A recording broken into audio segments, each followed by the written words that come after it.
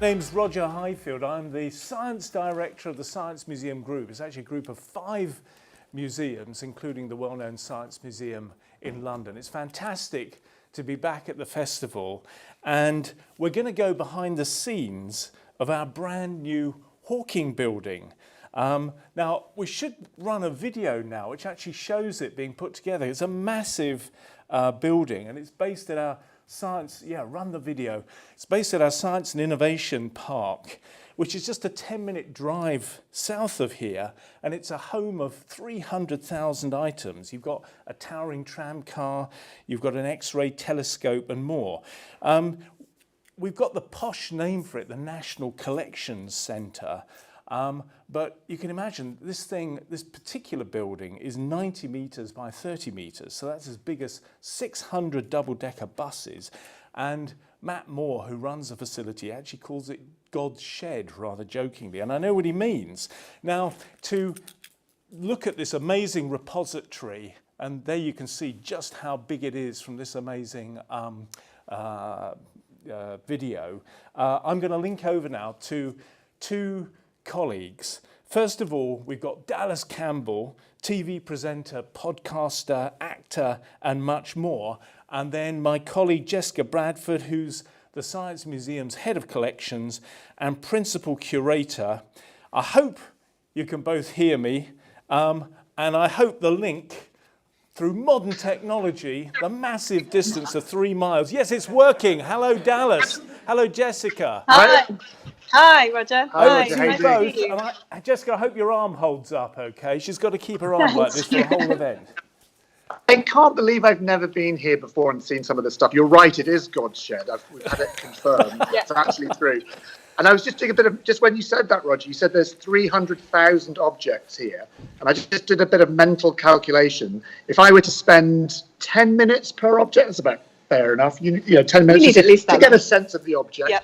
I'd be here for 6.5 years, just over. So I'm going to be here for a while, I've decided. I don't think Dallas will be moving anywhere. Honestly, without exaggeration, you know, when people say, where would you most like to be on Earth? Where would you like to, if you could go anywhere? This is where I would like to be, and I'm here. It's extraordinary. Some of the things I've seen today, just wondering about, you know, before we talk to you, have just blown me away. Amazing. Lots of murmurs of approval at this end. So Jessica, and just give us a sense of what's around you, just to get. Yeah. Thanks, Roger. So if you can see, we are up on the mezzanine level of the amazing Hawking building that Roger just showed you on the film. It's really an extraordinary view. I think probably one of the best views, not just in Wiltshire, but on the planet. If you have any interest in science, or indeed just in the things that people have made and invented over the years, this is really where you want to be. So we're going to let you, Roger, talk a bit more about how these extraordinary objects came into this building. Dallas and I are going to head downstairs, and we'll see you down there in amongst these large objects to talk about a few of their stories. Fantastic. Catch up with you in a minute. So I should say that the public opening of the Hawking building was last October, and it was a culmination of a £65 million project to not only move 300,000 objects, but to digitise them as well. And that in turn was part of a £150 million government project. There's actually a store in West London called Blythe House, shared by the Science Museum, by the V&A and the British Museum, and we had to move out all of our stuff. Now, it was a really big operation, and we got another video to show you just to give you a sense of the size of that operation. So I'm looking at our AV aficionados. Run the second video.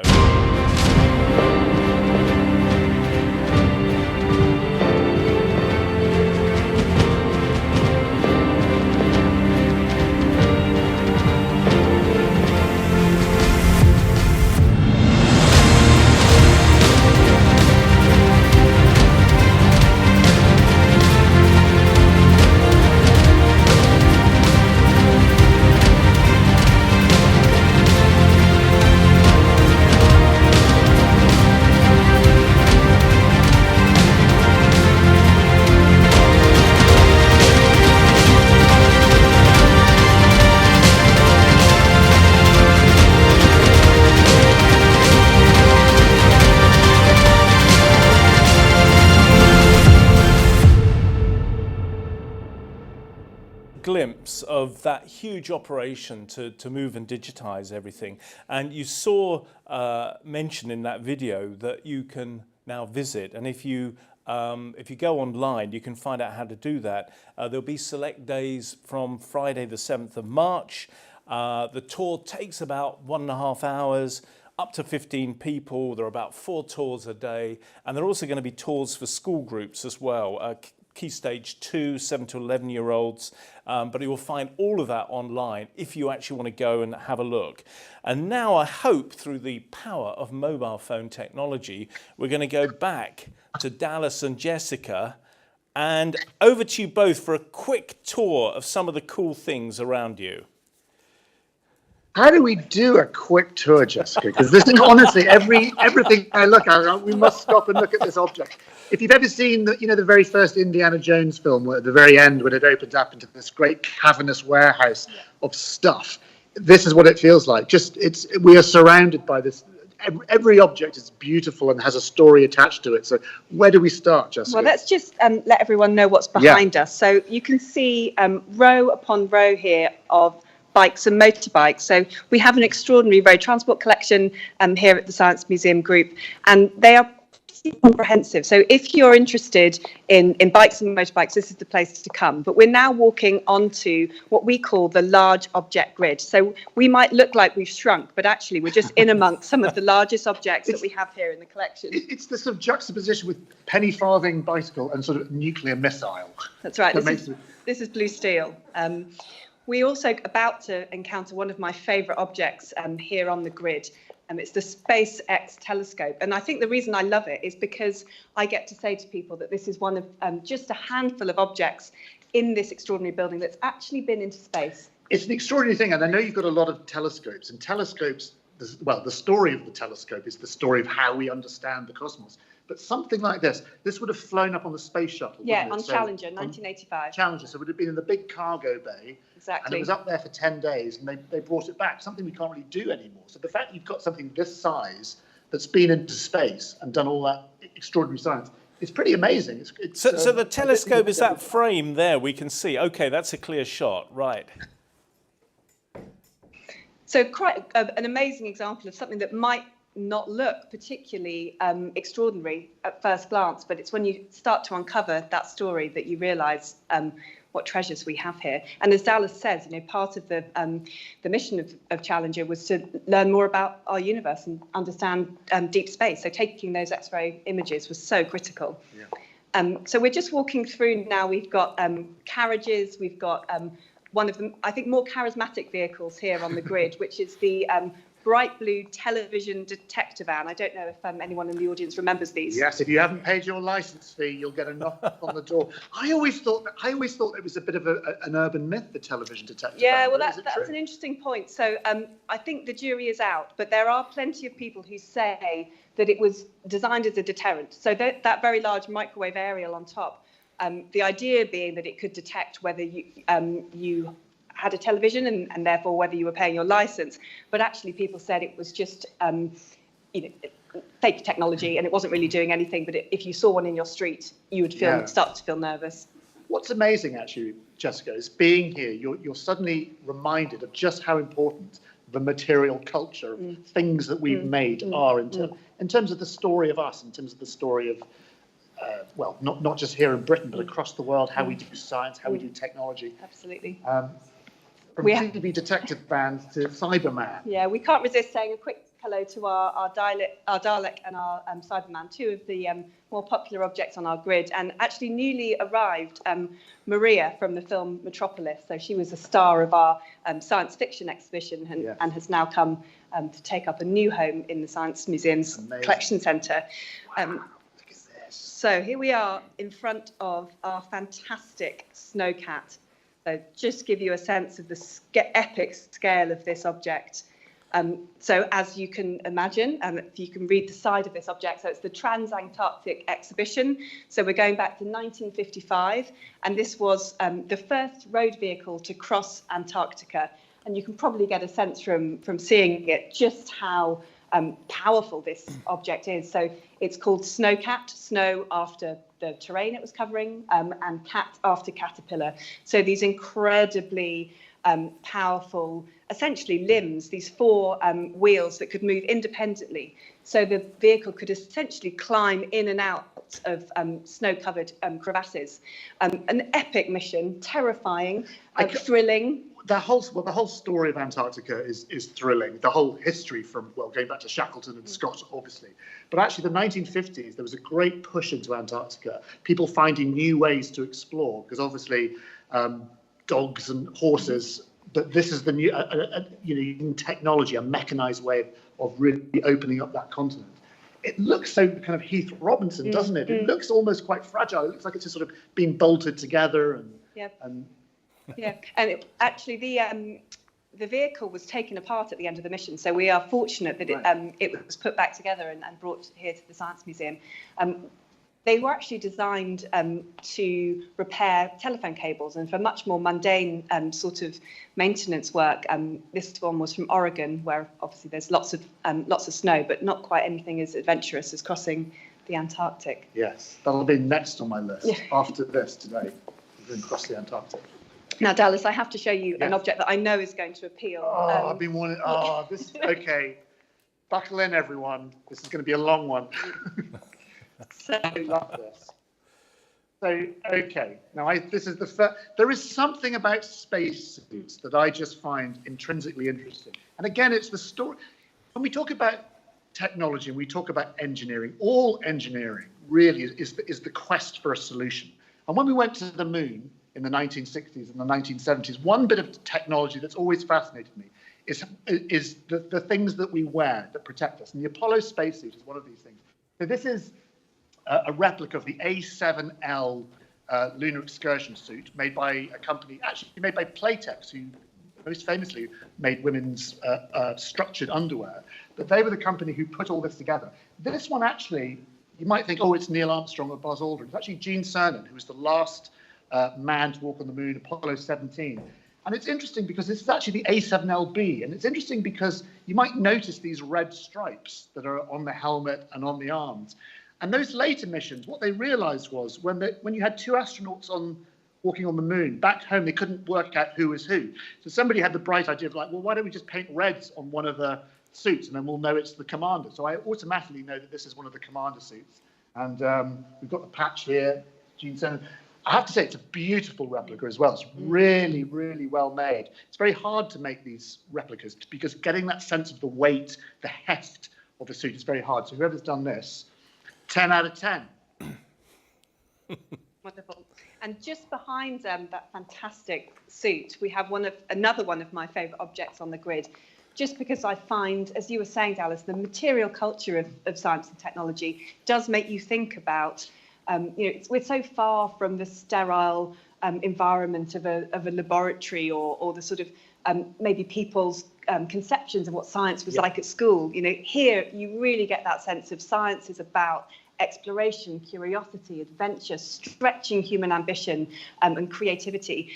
So this, what looks like a very large and unexciting cream beach ball is actually Piccard's gondola. So this was an object that was taken through with a hydrogen balloon right up to the stratosphere. So Piccard was the first man to reach that extraordinary height. And I can't imagine really how terrifying it might have been. Yeah, what year are we talking about for this? So this is the early 1930s. Oh, can you imagine going up to the stratosphere, completely unexplored in something as Heath Robinson as this? Absolutely not. But it's glorious, because actually being able to see it this close, you can see how the structure works. And yeah, you can see the dents, you can see the scratches, you really get a sense of what a rough ride it must have been. And actually Piccard went on to develop submarine technology. So once he'd been up, he was interested in going down. It's pretty much, honestly, if you look at the bathyspheres that those early explorers used to explore the bottom of the ocean, it's almost identical. Yeah, absolutely. So let's walk along some of our extraordinary collection of vehicles here. I want to show you a very interesting electric vehicle. And you might think you can spot which one it's going to be. Obviously, electric vehicles are some of the newer technology that we've become familiar with in our lives. But I'm not sure you're going to get this one. Which one is it? We'll keep going. I promise I want to stop at all of them and talk at length. Sorry, Roger. We'll go. Well, this actually is an electric car. This is the Nemesis. So this is actually an early electric sports car, so designed by the founder of Ecotricity, really as a way of trying to illustrate that electric vehicles didn't have to be sort of boring and frumpy, but they could be cool and exciting looking. So that's an experimental car. It didn't actually have a very long commercial life. But actually, the car I wanted to show you, you might not have expected to be electric, is this absolutely gorgeous Detroit electric broom. This is electric. So it's a beautiful navy colour. We are very fortunate here at the Science Museum that we do still have a number of objects in our collection that are working models. So this car can actually run. I'm afraid I can't give you a ride today. Don't say it. Let's go. But plug it in and go.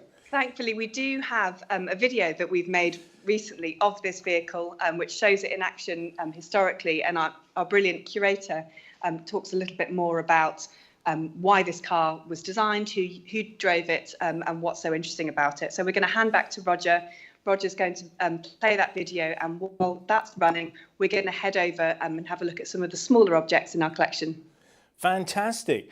Thank you both. Now let's run that video with sound of the broom. We'll just do the first 3 minutes with our curatorial colleague Heather Bennett, and it's part of our Here's the Thing series of videos about the collection. So if you're interested to find out, to see a sort of deeper dive into various objects, you can find them on our YouTube channel. So yeah, run the video and let's show these things. It's 1916 and you're a lady about town, but how do you get about town?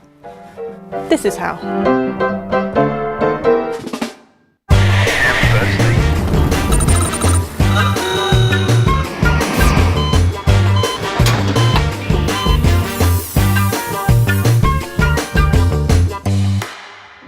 So this is the Detroit electric broom. It was made by the Anderson Electric Car Company in 1916. They're an American car company based in Detroit, Michigan, which was known as the Motor City or the automobile capital of the world at the time because of all of the car brands that were based there. As the name suggests, it is an electric car. Detroit Electric was a particularly popular brand of electric car at the time, and they sold about 13,000 units between 1907 and 1939. The reason it's called the Detroit Broom is that it's named after a 19th century horse-drawn carriage called the broom carriage. This was a really influential design in horse-drawn carriages at the time. The automobile, which at first had been only for the wealthy, was being priced within the reach of most American families. There still were mechanical headaches, but the auto was here to stay. So at the turn of the 20th century, there were three main types of propulsion available for cars. Each car was learning from its predecessor. A new era was speeding ahead with the swiftness of the automobile. There were internal combustion engines, which we're very, very familiar with today. There were electric cars, and there were also steam-powered cars. Each one was popular for different reasons. They each had their own pros and cons. Internal combustion engines, they were very quick to refuel. You could refill them almost instantly, and it was very easy to get hold of the fuel as well. But they were quite difficult to use in that they had to be hand cranked to start. That could be messy, hard work, and it also could be dangerous. If the car would backfire while you're cranking it, it could break your arm. Steam-powered cars were a little bit smaller and quieter than internal combustion engines, but they would take quite a while to get going because the engine would have to warm up and kind of reach operating pressure. So it could take up to half an hour before you could set off. The advantage of electric cars was that they would start up instantly. You didn't have to get out and crank it. You didn't have to light a fire and get the engine warmed up. They were marketed to doctors who needed to kind of quickly get in their car and head to a patient, and also marketed to ladies, who didn't want to get out and crank the engine and possibly get a bit messy in the process. But the drawbacks of the electric cars was that the batteries were quite heavy. They had a limited range, and then of course you had to recharge them. So charging them up could take anywhere between 8 and 16 hours. So you really had to only take one journey kind of within the range of the batteries. Charging stations were available in big cities, like New York had charging stations sort of around every 10 blocks, where you could charge your car up for quite a reasonable fee. But if you were kind of out long distance, going cross country, it would be quite difficult to find somewhere that you could plug in and recharge and leave it overnight. So this particular model had a top speed of around 20 miles an hour and a range of 80 miles, and the power was about 10 horsepower. So given the limited range and limited speed, it was ideal for travelling around within towns and cities. And for that reason, it was really marketed as a sort of luxury car. And when we have a look at the inside as well, you'll be able to see that kind of luxury status really reflected in the design.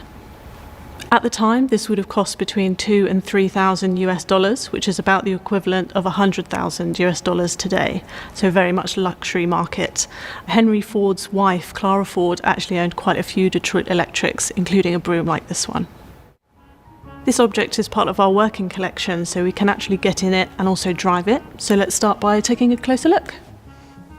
So one of the first noticeable aspects of the design of the car are the similarities to the broom horse-drawn carriage. So that can be seen in the shape of the car itself and also in decorative features like the lamps here. There are also more conventional headlamps here, as it is a functional car, and a kind of bumper at the front to protect the bodywork. So it's electric, but how is it powered? Much like modern electric cars, it runs on batteries. So under the bonnet here, we've got half of the batteries it takes to power the car. These aren't the originals, but they are the same type. So they're lead-acid batteries so that they'll be compatible with the transmission. You might notice that there aren't any windscreen wipers like we'd expect to see today, but this hinged window at the top here could give some protection from rain and snow. So moving around the side of the vehicle, you can see some nice details that really kind of reflect the attention to detail and the luxury nature of the car. So you have the Anderson Electric Detroit mark here on the wheel, and again Detroit Electric branding even on the footplate here where passengers would climb in. You can also notice that it has got a tax disc. So before this car came to the Science Museum in 2018, it was on the Isle of Man in the Manx Motor Museum, and it was actually driven on the road, so it was completely road legal. As it has been driven on the roads recently, it is fitted with safety features like rear lights. There's a spare tyre on the back here, and that's an Isle of Man licence plate. Now in the back here you might expect this to be a boot for luggage, but it actually contains half of the batteries that power the car. Where you can really see that this was a luxury vehicle is from the interior. Upholstered right from the get-go. There's a door pocket here. It just gives us a lovely glimpse of the kind of detail you can get, and actually also shows you how, we're obsessing about moving to electric cars today, given climate change, and how we could have gone electric much faster than we have if only we'd gone down the electric route back, 100 years or so ago. So one thing to discuss is, why do we call it the Hawking Building? That's how it was inaugurated. And it's because Stephen Hawking actually had a very long and enduring link with the Science Museum. During summer holidays, Stephen would be deposited in the Science Museum to hang around during the day and look around, and his sister would be put in the V&A. And he came back to the museum many times. We helped commission a Hockney of Stephen. He even gave a tour around the museum for us, including lectures and all sorts of things.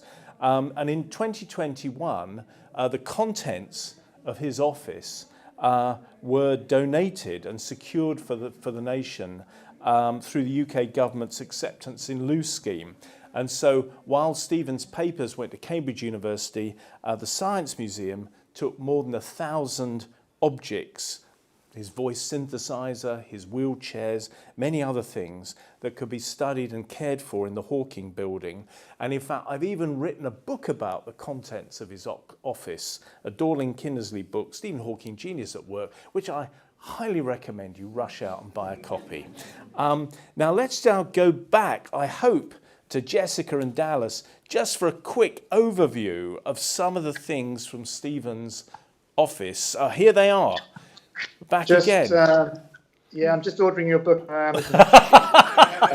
Excellent. Delivery. It'll be there tomorrow. So brilliant. Thanks, Roger. So while we were listening to Heather talking about the broom, Dallas and I have made our way off the large object grid and into what can only really be described as a labyrinth of yet more absolutely extraordinary objects. And I think increasingly, as you get into the depths of this building, you start to see and experience some really remarkable contrasts. So on one side of the aisle, some of our absolutely amazing collection of anesthesiology machines. So the Science Museum Group has an amazing medical collection. Obviously, anaesthetics were one of the most important innovations of all of modern medicine. But on the other side of this aisle, some objects that on the surface might look slightly surprising and mundane, but they are some of those 1,000 objects that Roger was talking about that were collected in bulk from Stephen Hawking's office. And Dallas is having a look at a couple, and I'll go over and see what he has spotted and what's caught his eye in a minute. But I just wanted to give you a quick impression of this shelf, which is probably the one that when I'm showing people around this building, they'll often stop and say to me, well, why do we have so many bottles of bleach? And, you know, and I'll always say, well, they were Stephen Hawking's bottles of bleach. And somehow that really captures people's imagination. Inside the Hawking building, we have teacups, we have glasses, but we also have many more of the completely extraordinary and exceptional objects that made Stephen who he was, and also were emblems and mementos of his extraordinary and prestigious scientific career. So Dallas, what do you think of all of this? Well, I'm just suddenly imagining my cupboard under the sink where there are bottles of bleach, and I'd just like to say I will give it all to the Science Museum. If you want it. Thank you, Dallas. Jessica's actually said what I wanted to say, and she's absolutely right. It's the juxtaposition of stuff, really extraordinary objects like these medical machines we see behind us, juxtaposed with the most ordinary things. Like this, for some reason, really caught my eye. This is stuff from Stephen's house, a bicycle repair patch for a tyre, and the fact that it's taken out of context and put in the museum with a label on it means something, doesn't it? It's suddenly become the importance of it. Absolutely. But it's the mundaneness of it, which is actually quite striking. All kinds of just old cables. We all have boxes of old cables lurking around our houses, but for some reason, because this is Stephen Hawking's, because that name means so much, it's transfixed me. It's really beautiful in a way. And a really rare opportunity for us as curators to collect the life of a scientist. Exactly. Here's some really interesting things that caught my eye. This is the Virgin Galactic space plane. I guess Stephen had this on his desk. It's a rather lovely model. I think he booked a ticket to it. Of course. But he never managed to get up. But Stephen did go up in what we call a vomit comet, which is actually one of the biggest thrills of his life. So he did experience 0G for a few seconds when they do these parabolic flights. Yeah. That's it, and basically, you know, the Virgin Galactic plane is essentially that. It's a kind of big parabola flight that actually goes briefly into space. And you're right, he was going to go on it, but yeah, sadly didn't make it. But yes, he had that experience. What a beautiful model it is as well. It's really lovely. And just on the shelf below, Dallas, I have to stop at this another round beach ball object. This is actually a beach ball. I know what this is. But it does really perfectly, I think, encapsulate that mundane object, but extraordinary science story. So what do you know about this? It's the cosmic microwave background photograph in a, you know, which is a microwave background that's the remnants of the Big Bang. And here it is in a beach ball. One of the things about Stephen Hawking, you know, we think of him as this great scientist. He also had an amazing sense of humour. He was very funny. I once went to a fancy dress party with him, and he was dressed up as a god of the underworld in like a crazy wig. So he had this humour. And if you look over here, there's all these, because he did a few episodes of The Simpsons as well, and I really like all these Simpsons backstage passes that he had. And here's a Fox VIP party with the Simpsons episode that I think he was in a couple of Simpsons episodes, I believe. So there's nice that all this ephemera just says so much about the person, not just the scientist. That beach ball was actually on his desk, and I should say, I've recorded a video about the beach ball because it tells such an amazing story. Yeah. It kind of relates, as Dallas was saying, to Stephen's sense of humour, but also it showed that the structures that we can see around us in the cosmos, you know, where the galaxies or you and me, all go back to tiny quantum fluctuations in the very early universe. So it's a really big idea brought to life by a playful object, a beach ball. Back to you two.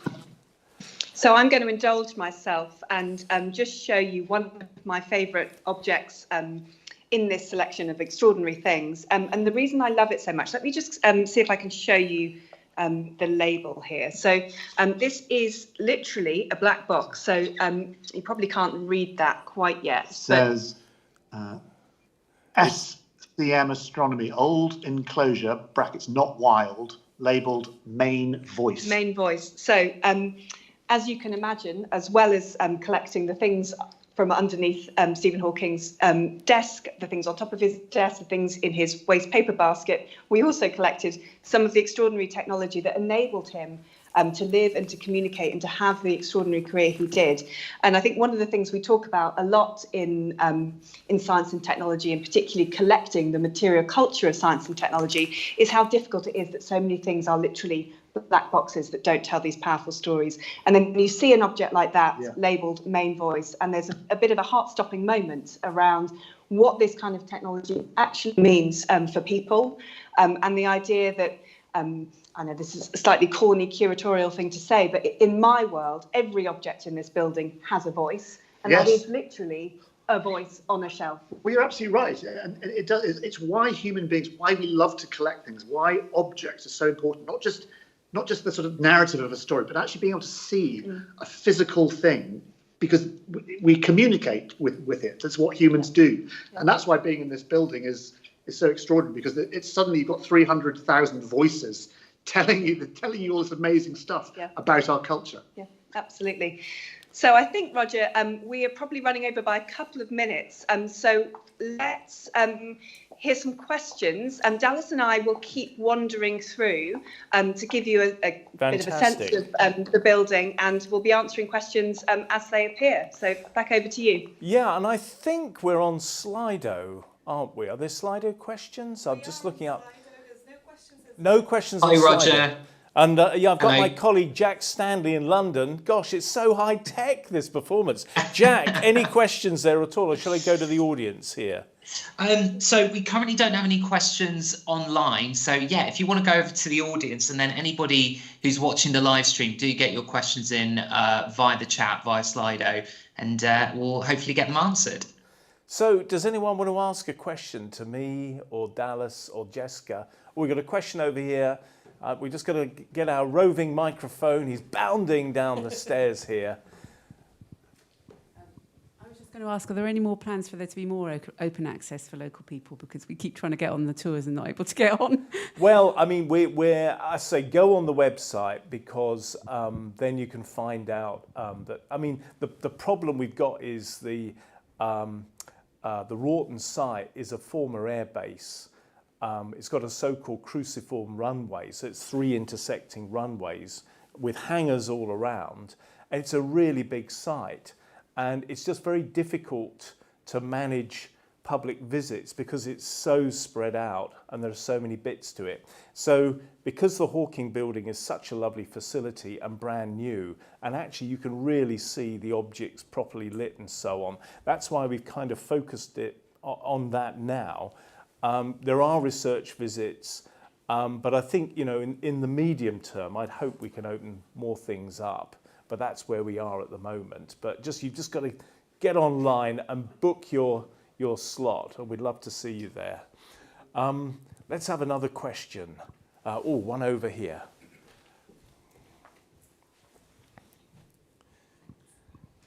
I used to bring my children all the time when it was the Wroughton Science Museum, sort of all the half terms and the science days. We used to love the Polaris missile. I understand it's more radioactive than was first thought. What's happened to it? Where's it stored now? in one of the old hangars, there was Polaris one side and Blue Steel. And I think the only thing I'm not quite familiar with, because I've been going back and forth to the site over more than a decade, is various things have been moved into the Hawking building out of some of the older hangars. So I think Blue Steel, as Jessica was saying, has been moved to the Hawking building. I'm not sure what's happened to the Polaris missile, but you're right, we have to, we've got a team of people who worry about things like radioactive objects. Like we collected James Lovelock's laboratory, and he had, let's just say, a complete disregard for safety. So it was quite radioactive, bits of it. And in fact, one thing, there's a famous story about someone opened up the microwave oven and they found something inside which turned out to be some Semtex. So it's probably not the best place to store your explosive, but Jim didn't really worry. It was his own lab. He knew where everything was, so it was perfectly safe as far as he was concerned.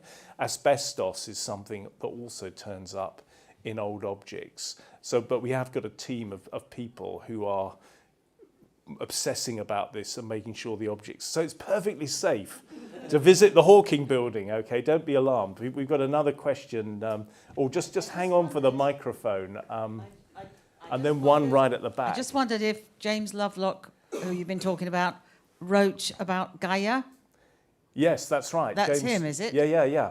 He came up with Gaia theory, which was condemned as being a bit hippy-dippy by the likes of Richard Dawkins, but then famously Jim worked with Andrew Watson to come up with a very famous computer model called Daisy World, where he showed that how living things can actually, his whole idea was Gaia was that the Earth was a self-regulating, almost like an organism in a sense. And what he showed with Daisy World was that it was a very simple computer model where you had a world of certain temperature and it had white daisies which reflect sunlight and black daisies which absorb it. And what you found was that if the world got a bit hotter, then the white daisies would proliferate, reflect more sunlight and keep it at the regular temperature. If it got a little bit cooler, then the black daisies would proliferate. And it's a very elegant, simple computer model published in Nature that convinced the world that Gaia was not just some hippie, everything interacts idea. There was real substance to it. And now it's actually led to a field called Earth System Science.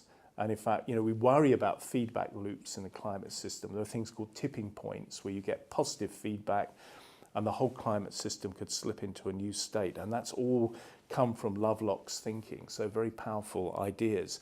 I'm just wondering, have we completely lost contact with my colleagues because I'm sort of, oh no, they're still there.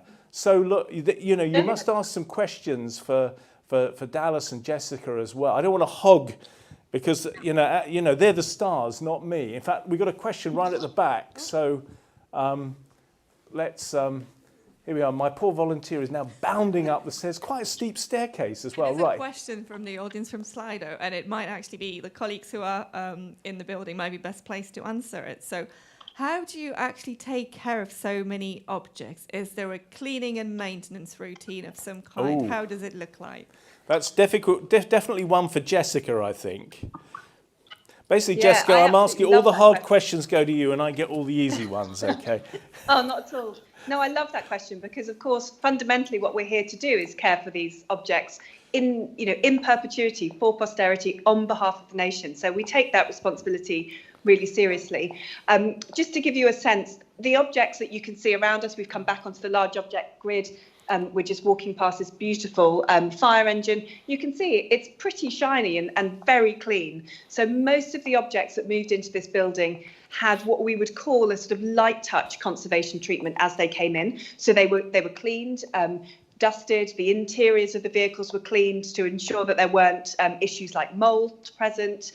We made sure that all of the engines were drained of oil, and we get them into this, what we think of as a sort of stable state. And then the building we're in has very, very limited air exchange, so that we are maintaining a stable level of humidity. We don't control temperature in this building, but by controlling the humidity, we're creating stable conditions for the objects. So we don't expect them, obviously, to deteriorate at all. And there will be a light cleaning that will happen in this building on a regular basis. But the idea is to keep them as pristine as possible. And we have relatively limited inflow of people in and out of this building, which also supports the collection care in the long term. So, for example, if we have a group coming in, we will make sure they don't come in muddy boots, for example. I've noticed this truck. Here's you talking about cleaning and making sure things are nice. This truck is filled with garbage and dirt. So presumably, this was all part of what came in, and that's actually important. Dallas is making an important point. So conservation is not the same thing as restoration. So to conserve an object is to keep it in the state in which it arrived. And actually, so what Dallas is showing us is we've got this brilliant flatbed truck here, and inside the truck bed you can see so the litter that would have been present on the surface of this vehicle when it came into the collection. And I can absolutely assure you that that is not my conservation colleagues making any sort of mistake. It is that their responsibility and duty to preserve this this object as it was. And that in itself is a fascinating challenge. Well, it tells you about the people who work, who it's about use. Exactly. As my grandmother always said, every stain tells a story. Well, I will say one other thing about this flatbed truck, which is a lovely story about the person who brought it to us actually brought the object next to it, this fire engine, on the back of that truck, and they are now both part of our collection. So and in fact, when we came together and they're now sat next to each other, so a nice bit of continuity. But thank you for the question. I seem to remember, Jessica, when we collected Watt's workshop, James Watt's workshop, we collected the dust. And when we collected Tim Peake's parachute when his Sawyers landed in the steps, I think there were some bugs in the parachute. So we've got the bugs from the parachute as well. So again, all in this sort of spirit. I should just check with Jack. Jack, anything on Slido at all? Yes, we've had another question through. This one's from Susan asking, what's the most interesting space-related item in the Hawking building? Oh, that's such a great question and a difficult one to answer. I'm going to give you, interesting and surprising perhaps, a rubber duck. So why do we have a rubber duck in the collection that's related to space? So it was actually designed by a team of astronauts who were trying to land a probe on a comet. And the rubber duck was about the same size and shape. And so they used the rubber duck as essentially a model for their landing probe. And it's one of those objects, again, that you might ask as you walk past it, what's a rubber duck got to do with the Science Museum Group? And you can tell a fantastic story about the incredible precision and ingenuity of space scientists and our attempts to find out more about the cosmos. We're trying to find the duck. I wish I could have delivered on that. We're quite close, but perhaps by the time we've answered the next question, we will have appeared at that duck. In fact, one little supplementary, Jessica, I was just asking about the Polaris missile. Has that ended up in the Hawking building, or is it still in one of the older hangars? That's a good question. I don't think it is in here. I think it's going to be in our in the existing hangar and perhaps moving into a new radiation store, but I'm not completely sure. There we are, new radiation store. You were absolutely right. So well done. Any more questions from the audience here? Oh, we've got one more here.